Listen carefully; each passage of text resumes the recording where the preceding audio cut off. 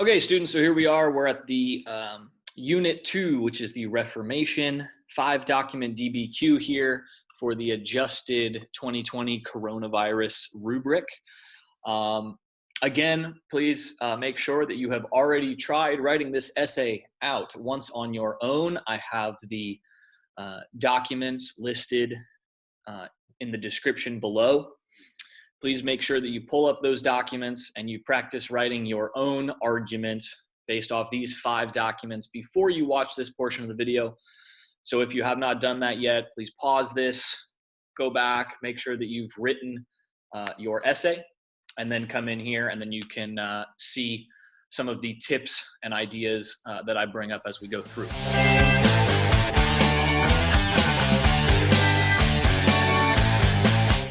So, you've all already seen all these documents. You will have already seen the prompt here. I'll go ahead and start with the prompt. It says to analyze the arguments and the practices concerning religious toleration during the 16th to 18th century, during the time period between the 16th century and the 18th century. So we know that Martin Luther's big Reformation movement for the Protestant religion is going to start in the early 1500s. That is right at the start of the 16th century. So that's pretty much what we're focused on here. The ideas behind religious toleration during the 16th to 18th centuries are probably primarily going to consist of the relationship between Catholicism and the Protestant or Reformed religions. There's the Protestant religion, there is Lutheranism, there's Calvinism, you have your Anglican church, all of these reformed sorts of religions. So any of these documents will probably deal with one or more of those religions and how to be religiously tolerant of others. Okay, so the main thing that you want to focus on here in this thesis is the word arguments and the word practices. This question here is asking us to analyze arguments that these primary source documents are going to have in regards to religious toleration, or practices, how people viewed the practice of religious toleration or the lack of religious toleration.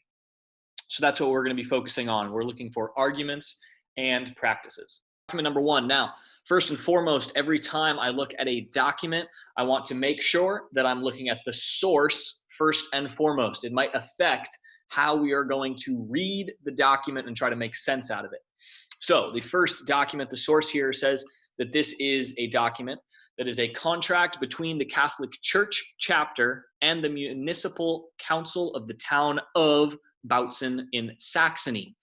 And this is from the 16th century. So this is going to be early on. So we're looking at the Catholic Church communicating here with a town, a municipal council of this town called Bautzen in Saxony, which is going to be in present-day Germany.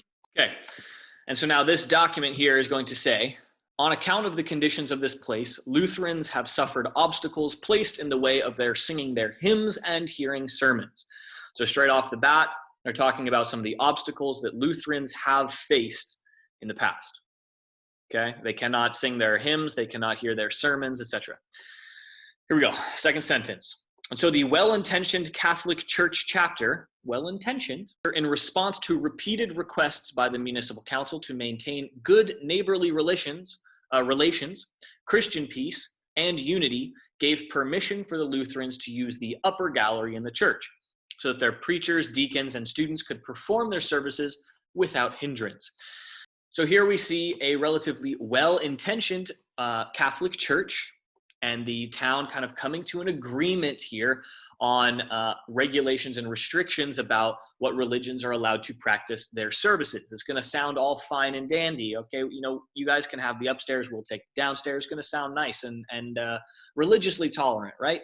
Well, let's go on to the next section to see just how religiously tolerant this is. It says, it is further ordered that Lutheran preachers and deacons do not prolong their sermons, songs, or communion beyond 8 or 8:30 in the morning, relatively early.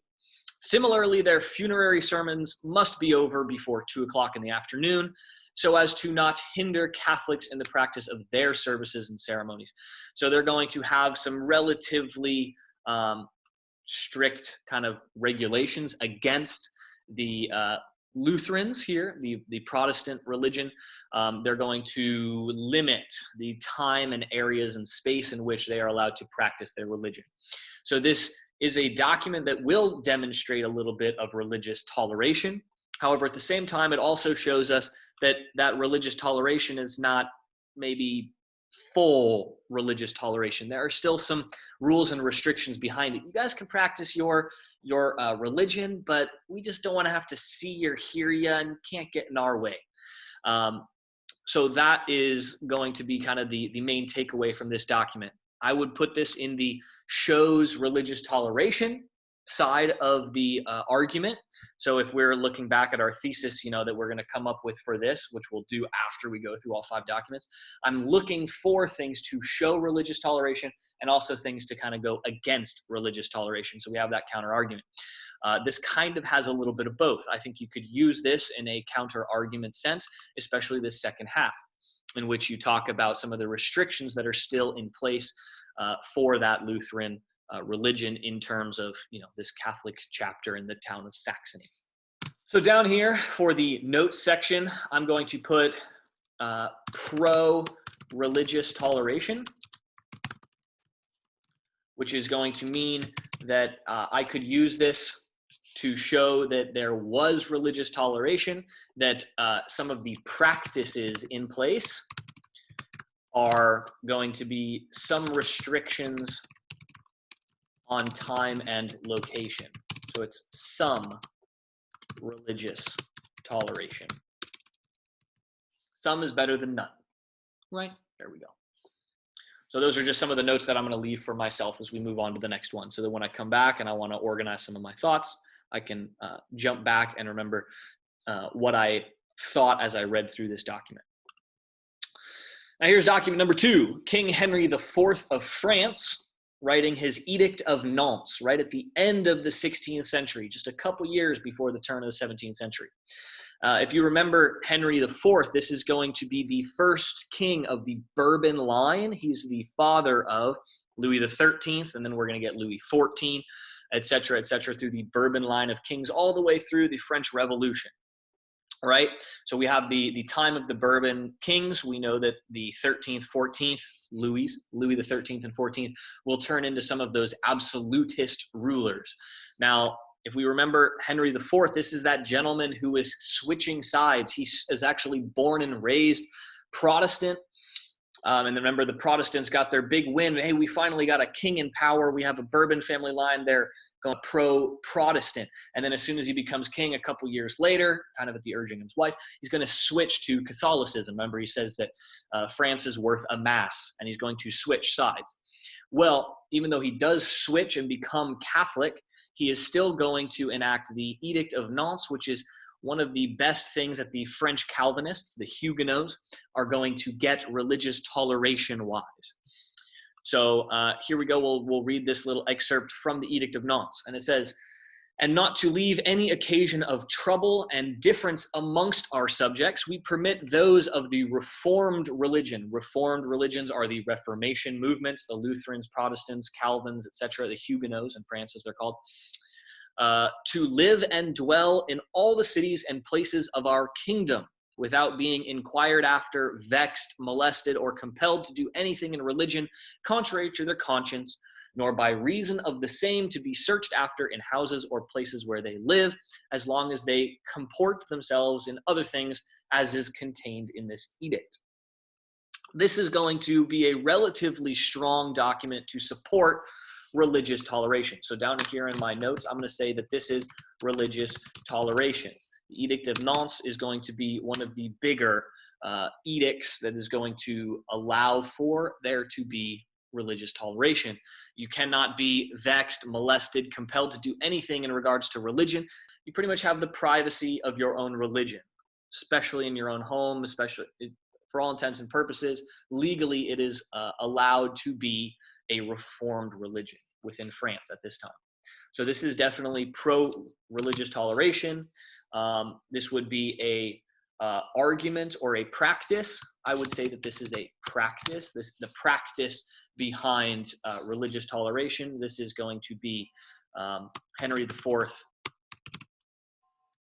showing religious toleration in action. Moving on to document number 3 here, we see King Louis XIV of France. Now we've jumped over Louis XIII. We had Henry IV. We skipped his son, Louis XIII, and now we have his son, Louis XIV, the Sun King, the Palace of Versailles King, all these sorts of things that should ring a bell. And this is going to be the Edict of Fontainebleau. And you'll remember that Louis XIV is not going to be nearly as religiously tolerant as his grandfather. He is going to actually, in this Edict of Fontainebleau, as you might recall from when we talked about it in class, this is going to be the edict which is going to remove the Edict of Nantes. So this is going to be the opposite side. We're going to flip now within France from religious toleration to no religious toleration. King Louis XIV is going to want all of his subjects to be Catholic and going to actually make it illegal to practice or be a reformed religion within France. So here we go. Here's our document. Let's take a look at this document. It says, "We perceive with thankful acknowledgement of God's aid that the majority of our subjects who followed the Protestant religion have now embraced the Catholic faith."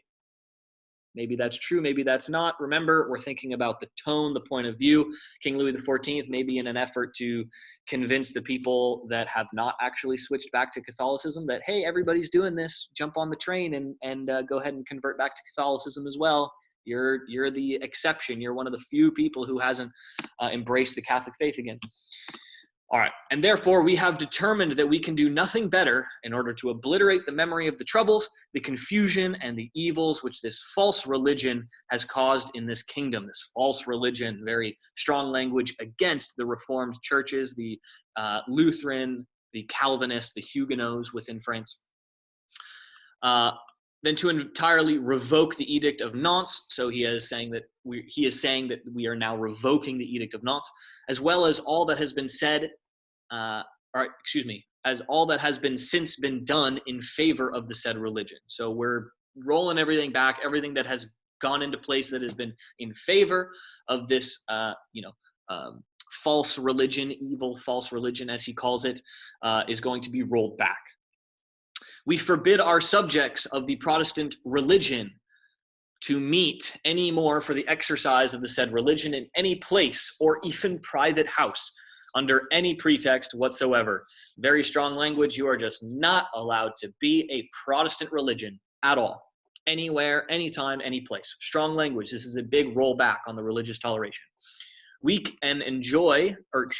enjoin all ministers of the said religion who do not choose to become converts and to embrace the Catholic religion to leave our kingdom within 2 weeks of the publication of our present edict, the Edict of Fontainebleau, without permission to reside therein beyond that period, or during that period to engage in any preaching on pain of being sent to the galleys. So he's kind of saying, I'll give you 2 weeks to get out of France if you want. Now, are most people really going to want to leave their home, leave the country and the language that they speak, and leave their hometown? Of course not. So it's pretty much you have 2 weeks to officially say that you are back to being Catholic, and we're going to get this whole Catholic France train back on the rails as it should be in Louis XIV's eyes. So for me, down here in my notes, I'm going to say that this is a strong document to support the practice of no religious toleration. Now we can get into why later on, why there is no religious toleration, why Louis XIV might think that would be good for him to not have religious toleration and have all of his subjects be one religion. All right, here we are, document number 4. This is a document from Voltaire. If you remember, we talked about Voltaire quite a bit during our Enlightenment period. He is a French writer and philosopher. And you'll remember that Voltaire was this individual who spent a lot of time traveling around Europe. He was in a lot of people's courts. He was in the court in the Prussian Empire. He was in the court in the Russian Empire. He was visiting and in influential circles in England as well at the same time. After being kicked out of France, he's kind of a very blunt character. He makes enemies quickly, but he is not afraid to share or speak his mind. And in this document right here, we're going to see his letters concerning the English nation at the start of the 18th century. So it says, take a view of the Royal Exchange in London, a place more venerable than many courts of justice. So he has got very high words to say about the English court system here, where the representatives of all nations meet for the benefit of mankind. They're focused on the benefit of mankind. Maybe that's to say that they're not there to meet for the benefit of one religion or another. They're there for all of mankind.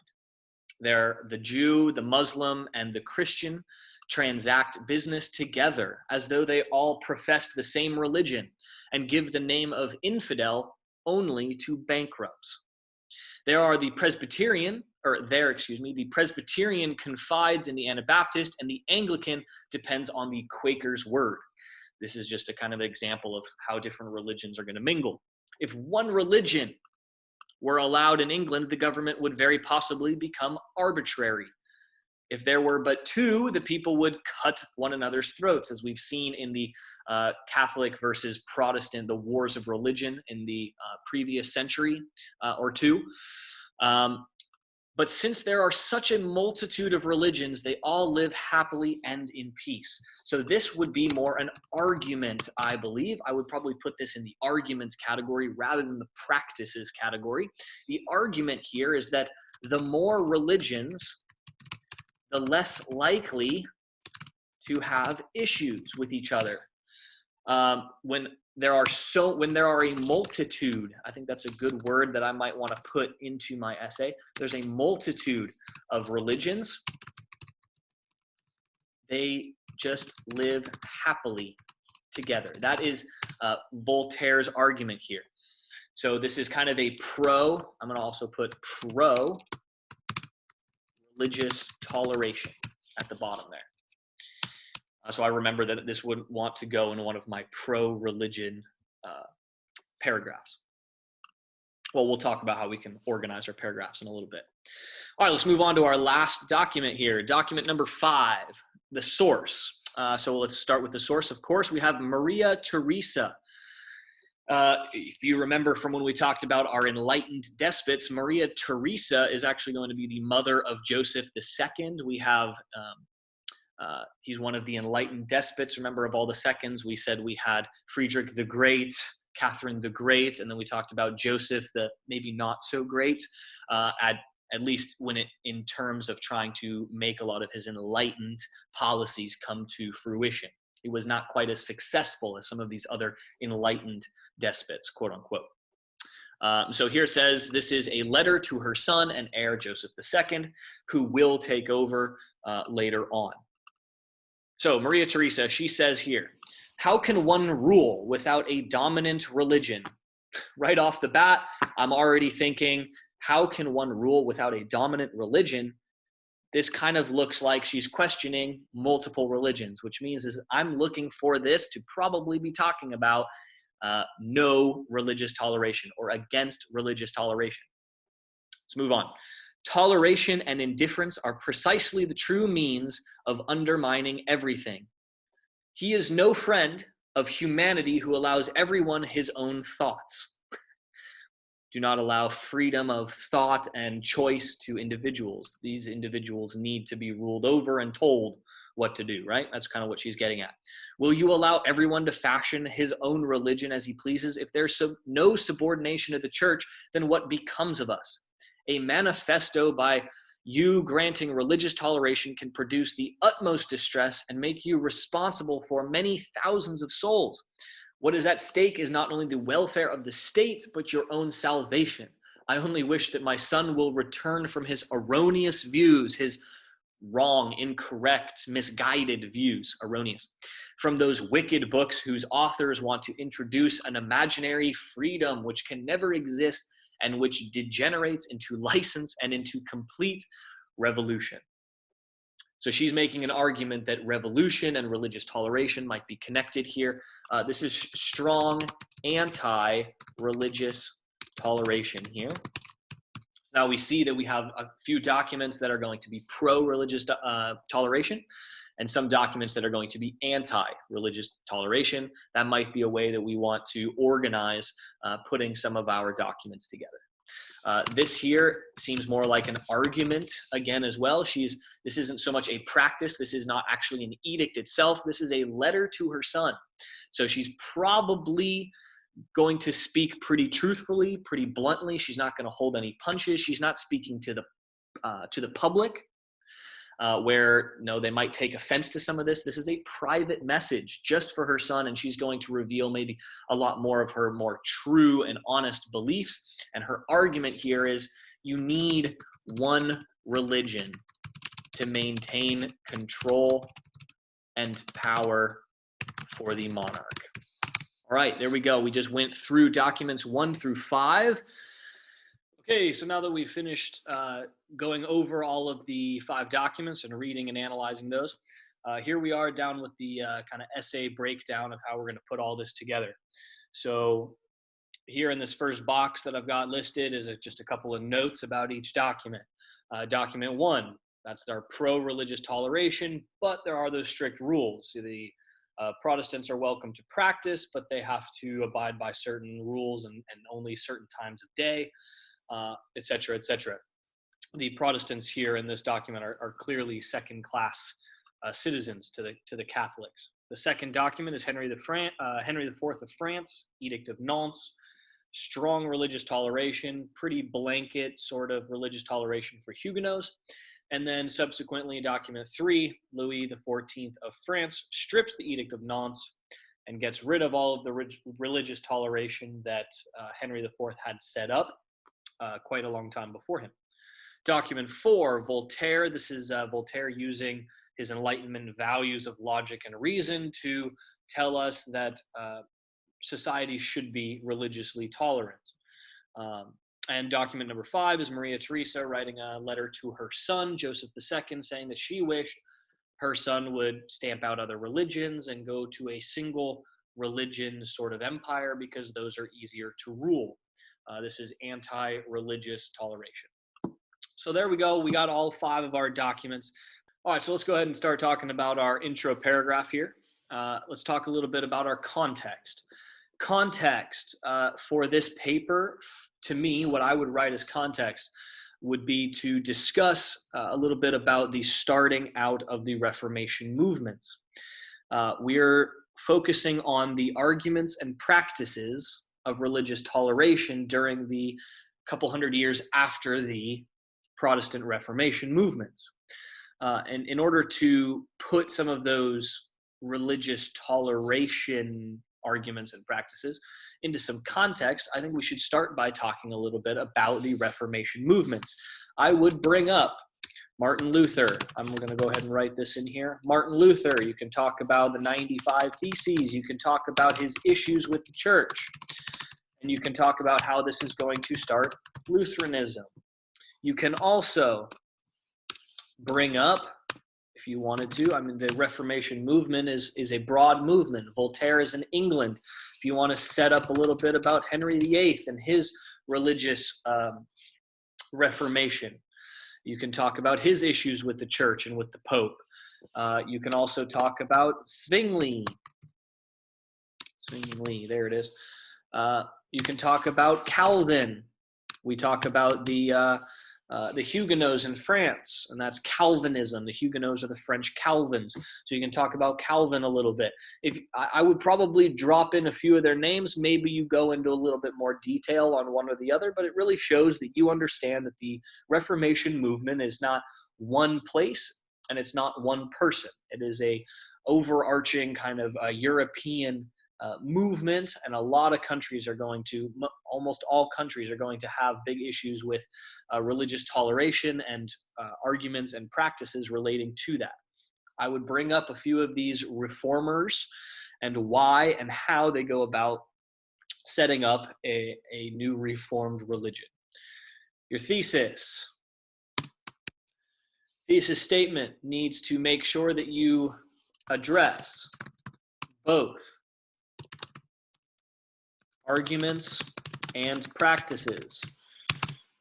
As we went through our documents, we saw and we broke down which documents talk a little bit more about arguments and which documents are more practices. I'm going to scroll back up here.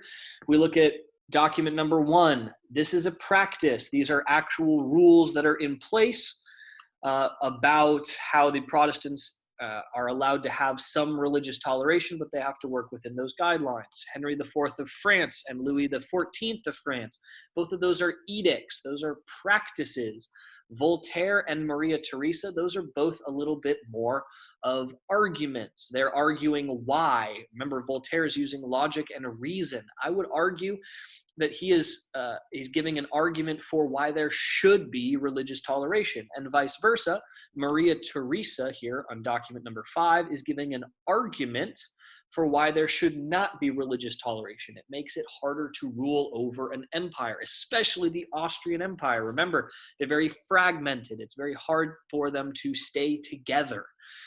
She thinks, probably, that by having one religion, maybe that's a way that you can bring those very divergent cultures and communities, different linguistic groups, different ethnic groups together by bringing them under one Catholic Church umbrella.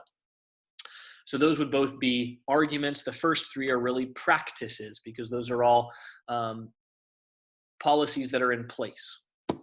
So I would make sure that you address both arguments and practices. You do not have to address those separately. That does not have to be a however statement. There were arguments, however, there were practices. I would not go that direction. Your thesis statement is probably going to argue for a nice, clear thesis statement. This is what I would say.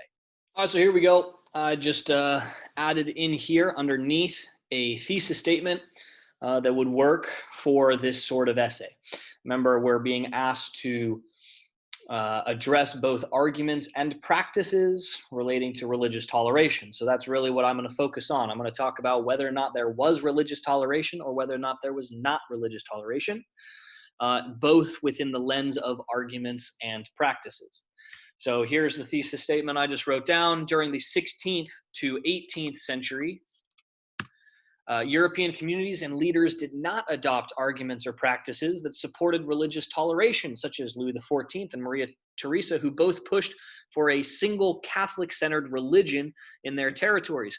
However, there were attempts for religious toleration, as seen by the practice of creating the Edict of Nantes and community policies, and Enlightenment thinkers using logic and reason to argue why communities would be better off if they practiced religious toleration.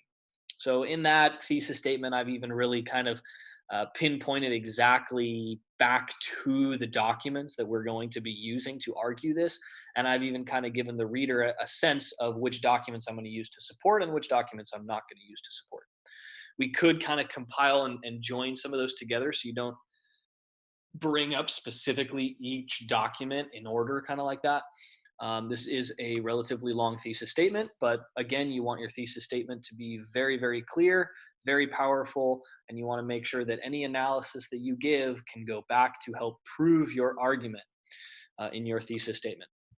So here you go. First body paragraph. I won't write out all the sentences for the documents and analysis. We'll just kind of talk through those.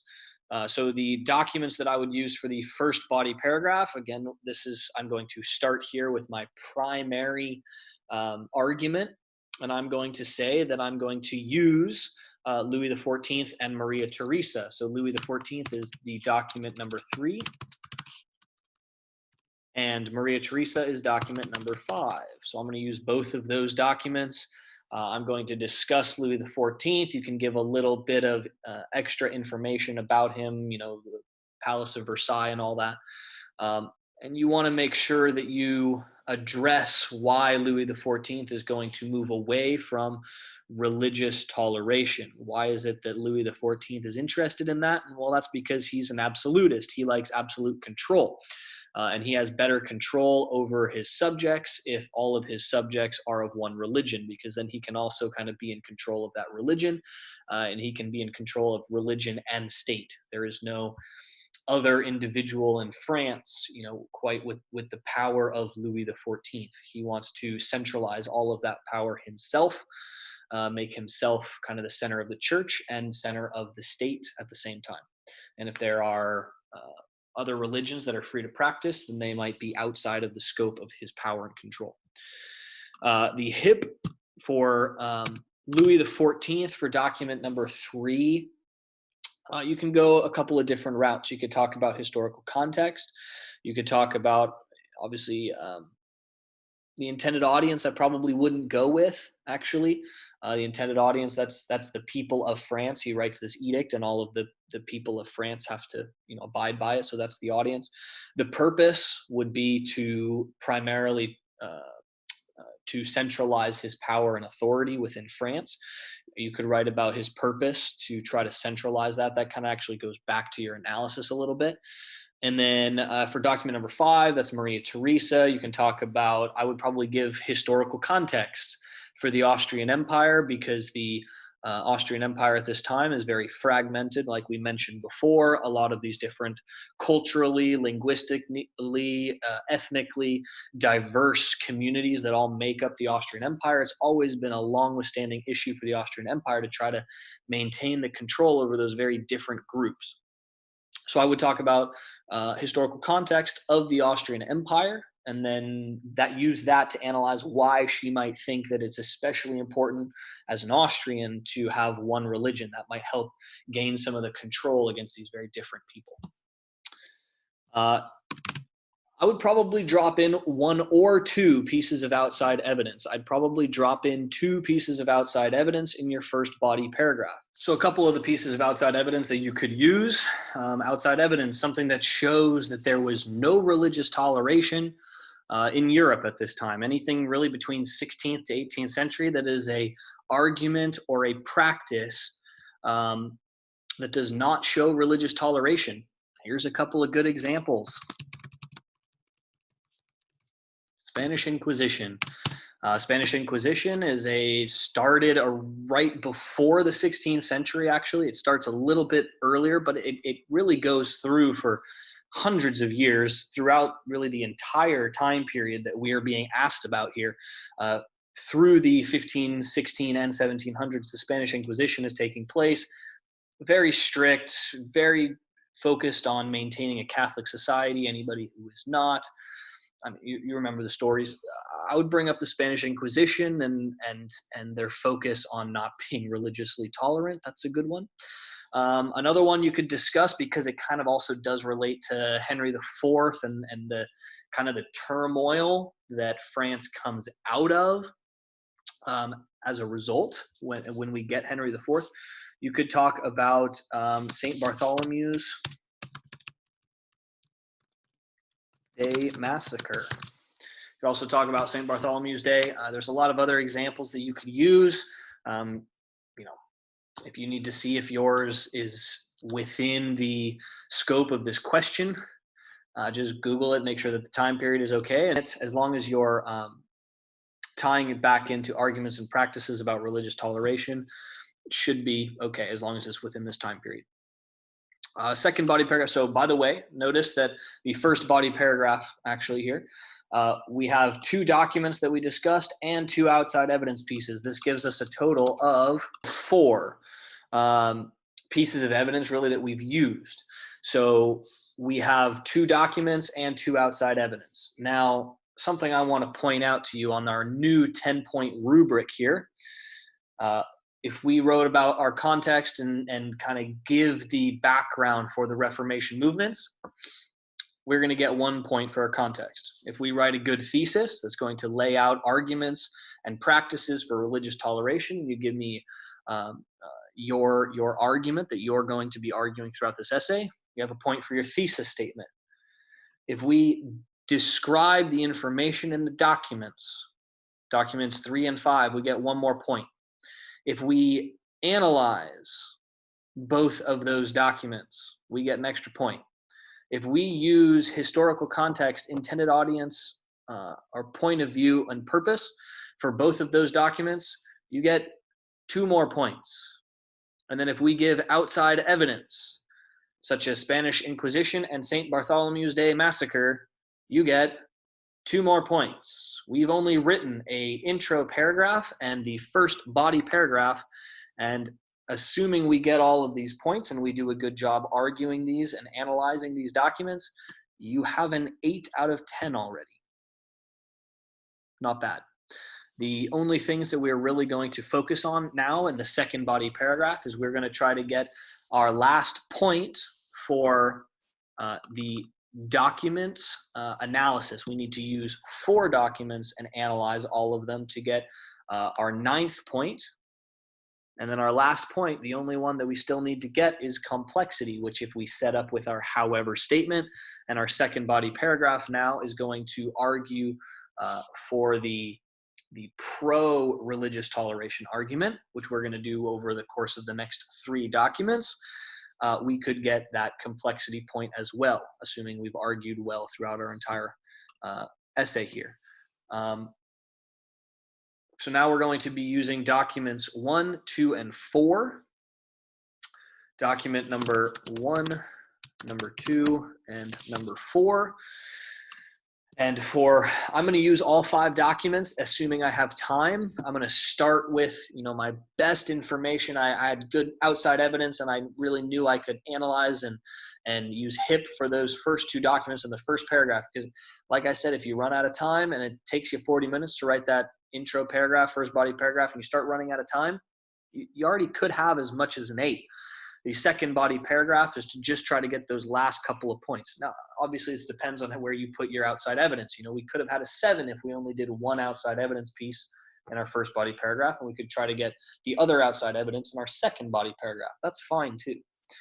But now all I'm really going to do is take documents 1 and 2 and 4, and I'm going to try to describe them and then give some analysis for all of those. Document number 1, we'll go back to my little cheat sheet here that I wrote down to describe each document. Pro-religious toleration, but there are strict rules.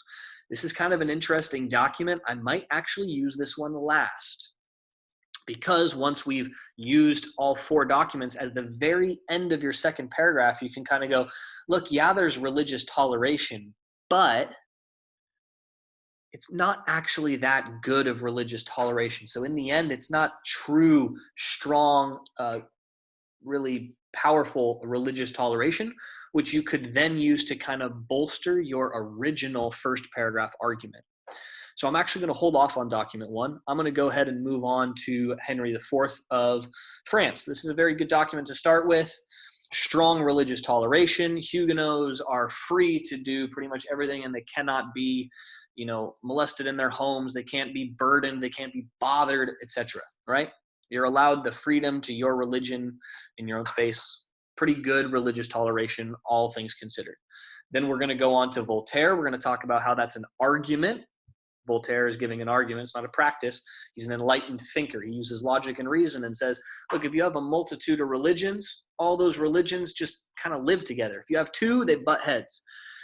If you have a bunch of different religions, they just kind of exist all at the same time. 2 creates a conflict. Well, a bunch kind of creates just a society where people are going to not worry as much about religion. At least that's what he argues in this document. And then we're going to get back to document number 1, and we're going to say, this shows that there is some religious toleration, but really this is actually going to go back to prove that maybe there isn't really that much religious toleration. It's an interesting document because you can kind of use it in both spheres, both sides of this argument. And that's how I'm going to end my second body paragraph. If we've already done a good HIP for document number 3 and document number 5, we've gotten both of the HIP points.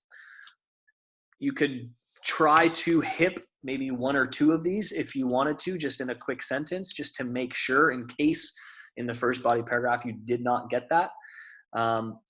You could discuss, the point of view or the purpose behind. I'd probably discuss maybe point of view of document number 2 of Henry IV. He was born and raised as a reformed religion. He was born and raised as a Calvin Huguenot, and then he ends up switching to be Catholic. But you could see how that might affect his desire to want to give some religious toleration to those people because he was one of them for so long. Boom, there you go. You've given a third historical context, intended audience, point of view, purpose. In the last paragraph, as kind of a safety net, you've used 5 documents instead of the 4 that are required. But again, this is why I'm going to stress that I think your first context and thesis, your intro paragraph, needs to be really good. And then your first body paragraph really wants to be where most of the meat of your paragraph is going to be. And your second body paragraph is there to round out the last couple of documents and round out your argument to help give you that counter argument. Then you're going to end with your conclusion, restate your thesis, and then maybe discuss how in a sentence or 2 at the end, you can discuss how this religious toleration will move forward after the 18th century, if you want. But there's a breakdown of this week's practice DBQ on the Reformation movement. Hopefully you enjoyed. Look back over your essay. Hopefully you're doing that as we went through this. And yeah, good job. Good luck. We'll have another one coming this next week. Bye.